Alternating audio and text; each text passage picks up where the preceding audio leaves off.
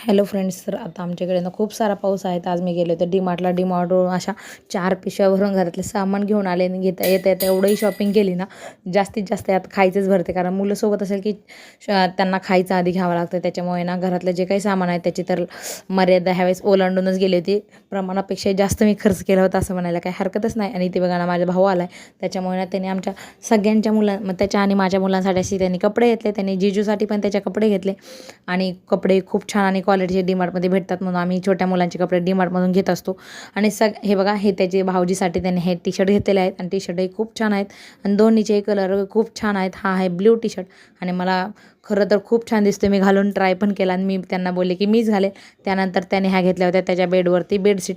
Double बेडशीटपेक्षा या मोठ्या bedsheet आहेत आणि एका बेडशीटची प्राईस 600 या 700 रुपये आहे.